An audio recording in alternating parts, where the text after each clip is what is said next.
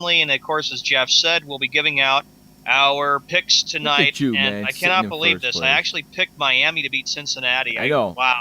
You said it the other way around on Friday's show, and you found out wrong. So you already got 1 point, you rat bastard. He's already got 1 point. Ebo's sitting in second place with 77. Schmedley, who was Sean's, got 79 points. Ebo's got 77.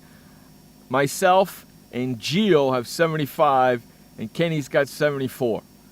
And Dez has got 71. That's really the top 6 right there. Okay?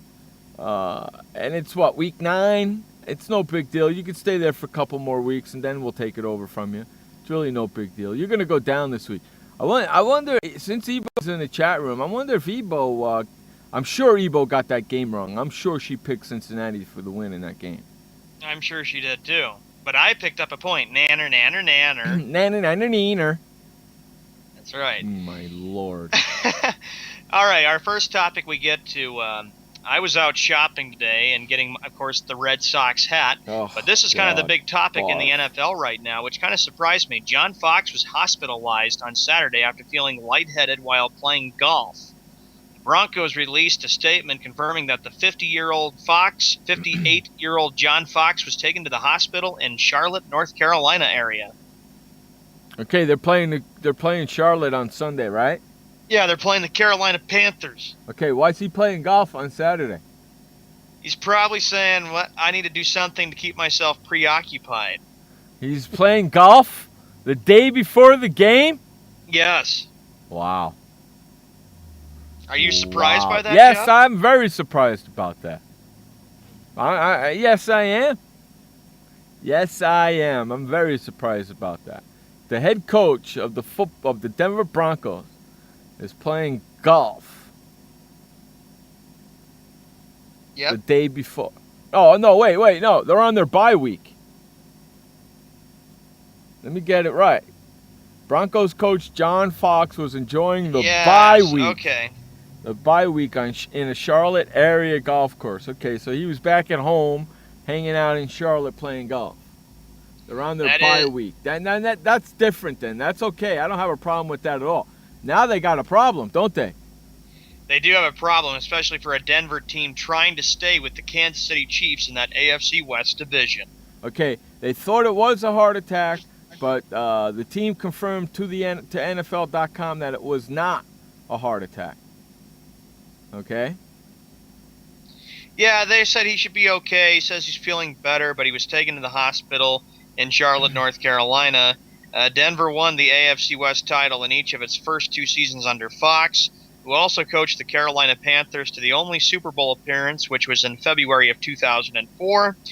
He's 107-88 overall, including 6-5 in the National Football League playoffs. So hopefully get well there, John Fox. Get rest. Thoughts and prayers, of course, with you as well. He's having additional tests done right now. They found out it wasn't a heart attack. He's in good spirits, undergoing additional tests at the hospital.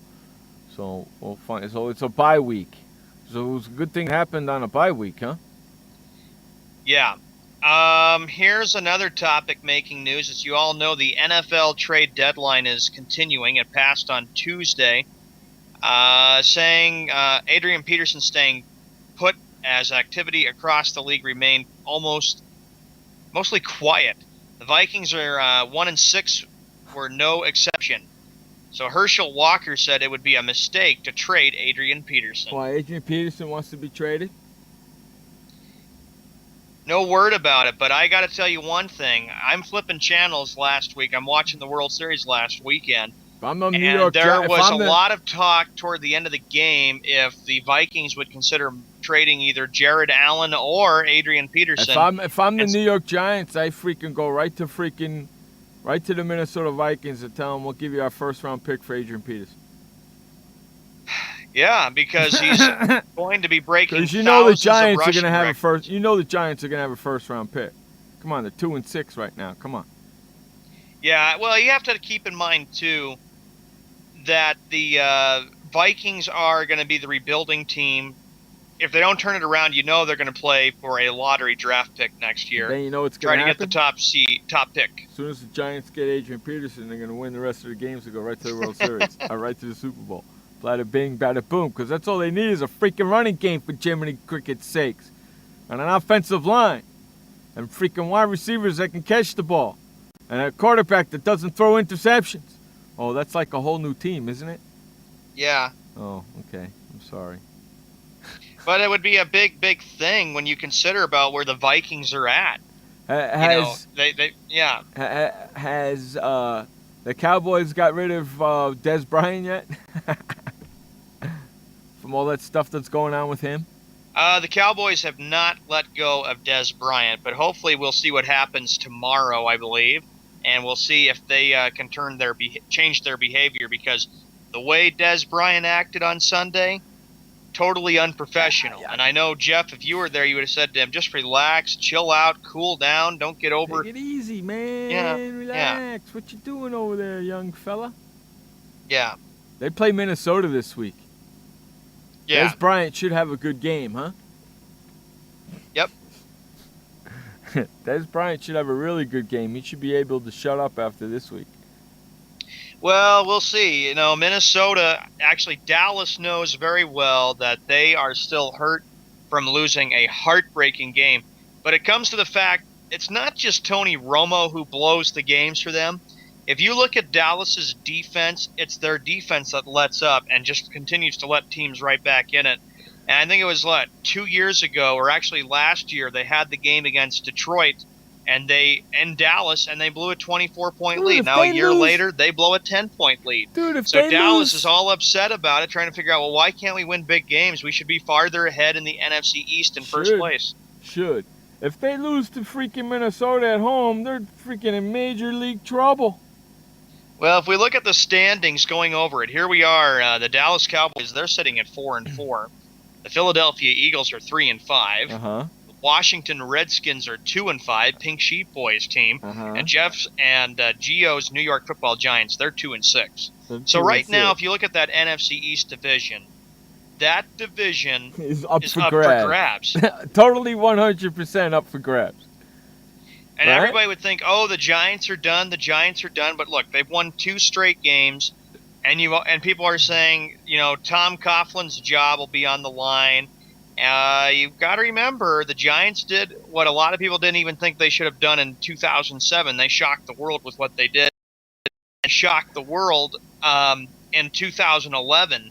That was when they went 9-7. Then they won 4 straight, and en route to their second Super Bowl.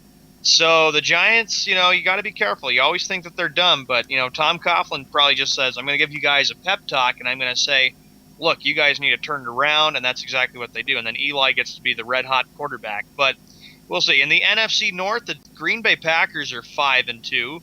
The Detroit Lions are 5-3. And the Chicago Bears are 4-3. And Minnesota sits at 1-6. And, Jeff, if I look at the NFC North, that's a 3-team race. You think so? North? NFC North, yeah. But I'd still say Green Bay is still, by a slight edge, the favorite to win that NFC North. With the Welcher boy. I wish my freaking computer would move just a tad quicker. There we go. I wanted to go back to the NFC East really quick for a second. Sure, go ahead. Now, in that division, Giants sitting at 2-6. Cowboys sitting at 4-4. Right? Uh-huh. 2 games. Right? Yep. 2 freaking games. As bad as the Giants look, 2 games. That's it. Mm-hmm. That's crazy. You know that as well as I do. That is unbelievably nuts. Right? Yep. Me being a Giant fan, I call it as it is. They stink. They don't suck no more, but they stink. Or at least they've won 2 in a row. They stink. This whole division stinks of high heaven. Cowboys 4-4. Ask Jerry Jones if he thinks his team would be leading the division at 4-4 at the beginning of the season. Come on. I want to see what he has to say. Your team is 4-4, and you're leading the division. Shut up.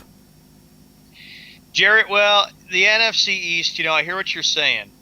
If you're Dallas, you got to realize, look, there's a lot of football season left. You need to stop creating the drama because Dez Bryant not being happy and Jerry Jones not being happy, not right at all. And you're playing against a Viking team tomorrow that's 1-6. You're right, Jeff. If they lose to Minnesota tomorrow, you can know very well that the Cowboys are in very big trouble. The Minnesota Vikings have nothing to lose.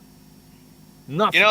Yeah, it's like, here's the thing about spoiler teams, and they're pretty much out of the playoff race. They realize, look, we have nothing to lose, but let's do what we can always do, and that is play some spoiler and try to knock some teams out of there. But they could play footloose and fancy-free, and when you start playing like that, what usually happens? You start winning. Yeah. Right? Mm-hmm. They're 1-7. They're done. Come on. They're 1-6 right now. I'm sorry, 1-6. Come on. Yep. You know what I mean? Yep. For Jiminy Cricket's sakes, come on. Well, and I think if you're the Cowboys, you have to hopefully say to each other, look, we need to put everything behind us from last weekend. We can't let this whole thing to become a distraction, because if you continue to keep complaining and bickering to the media and the NFL sees that, then other teams will pick up on that. I would say, look, forget about it. We lost the game in heartbreaking fashion. We need to go back to the drawing board. We need to practice hard, and we need to start focusing on winning football games. We can't just begin to say, and start complaining, because here's the problem. Dez Bryant was the one who started it, and now Jerry Jones is continuing it. And Jeff was like saying, please be quiet, Jerry Jones. Yeah, I'm tired of it already, man. I get sick and tired of that stuff. I mean, they just don't shut up. Yeah. You got to learn just to be quiet and play football. Be interesting to see who we give out for our picks tonight. But you don't Dallas, don't hear anything coming out of the Giants, do you? Nothing, right? Nothing. Nothing, because they're shut up and they're just trying to play football. I'm glad we're talking about the NFC East. Dallas knows that they want to beat Minnesota, and they're at home against them at New Orleans, and the Saints are going to be very tough for Dallas on November 10th. That's a Sunday night game. And then on the 24th, every quarterback in that the Giants Sean, on the 24th. Every quarterback in that division is having a problem, ain't they? Yeah, they are. How crazy is that? Every quarterback in that division is having a problem. Right. That's just freaking nuts, man. That's just crazy. And by the way, Cowboys are 4-4, and Cincinnati Bengals and Andy Dalton are 6-3. Oops. Yeah. Sorry about that, Dallas fans. Talking about the standings here. You talk about the NFC North. NFC South, you got, of course, Who Dat, which is the New Orleans Saints. They're 6-1. The Carolina Panthers are 4-3.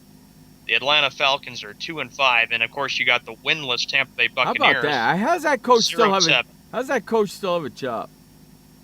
They're the only undefeated team, right? I mean, they're the only winless team, correct? Incorrect. No, Jacksonville is the other team, which is 0-8. So there's two teams that have not won a game. Do they play each other? Taking a look right now. That would be pretty interesting if they played each other, and soon. The Buccaneers and the Jaguars do not meet this season. That stinks. Okay, I predict that the Buccaneers and the Jaguars coaches won't make it till the end of the season. Wouldn't it be weird? And here's something I can kind of point out to everybody on the show. No, it wouldn't. Wouldn't it be amazing if Tampa Bay and Jacksonville both go 0-16? That is a possibility. Well, yeah, it is. They don't play each other. So I'd like to see that. I also like to see a team that started off 0-6 and go to the Super Bowl.